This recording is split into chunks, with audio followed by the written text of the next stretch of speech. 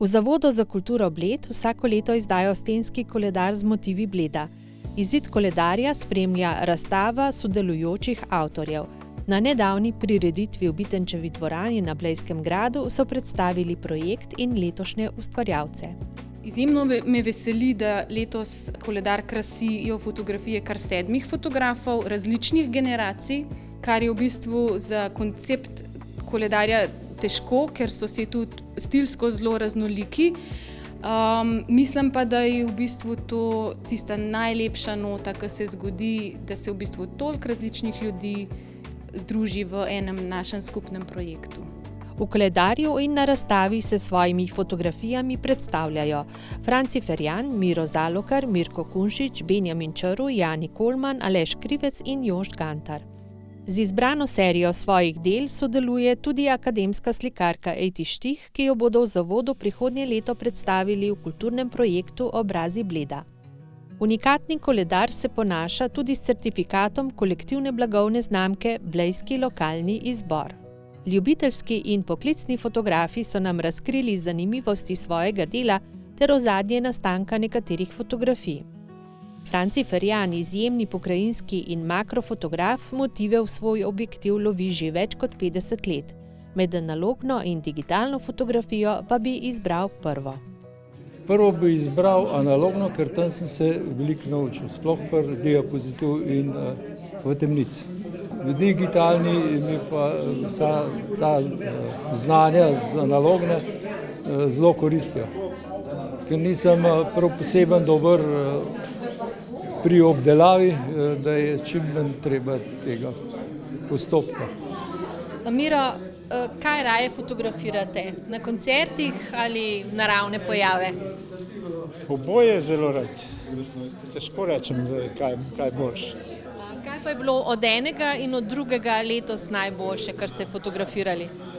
Letos je bilo najboljše na Islandiji, ki sem te njorke, pafene slikal, to je najbolj nora zadeva.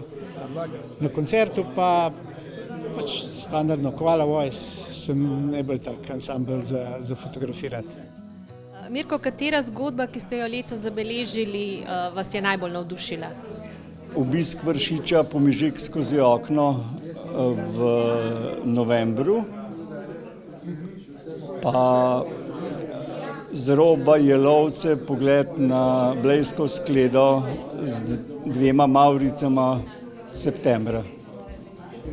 No, vi svoje zgodbe vedno pospremite tudi s besedilom, ki ga radi spremljamo. Vam vsaka fotografija da nek dodaten motiv, da še kaj napišete zraven, ali lahko objavite tudi samo fotografije? Jaz v bistvu se probam obdržati nekaj teh veščin iz novinarstva in vedno delam bolj fotoreportaže, tako da se še veliko bo treba naučiti, sicer glede na še nimam veliko časa, ampak se bom še učil. Kaj je bil doslej najbolj izjemen prizor, ki ste ga posneli z dronom? Pa dajmo reči kar na Bledu, to je zdaj 3-4 leta nazaj, sem hodil tako 2 meseca vsak dan zjutraj, zgodaj, sončen vzhod pa tako, pa megle. Želel sem se mislil, da bo Blejski otok, pa tako, da bo samo megla okrog, da ne bo v vodi, ampak v megli. Se pravi nekje na nebu otok, in sem nekako tudi naredil posnetek okrog in krog, pa tudi nekaj fotografij. Izbrani fotografiji za koledar ste posneli iz toplozračnega balona. Kakšna izkušnja je bila to za vas? Ja, to je bila res ena krasna izkušnja. Tisti dan je bil res nekaj posebenega. V bistvu na eni strani je bilo malo mrčast, na ta drugi strani je bil pa res jasen dan in se v bistvu tudi nebo je bil praktičen bel.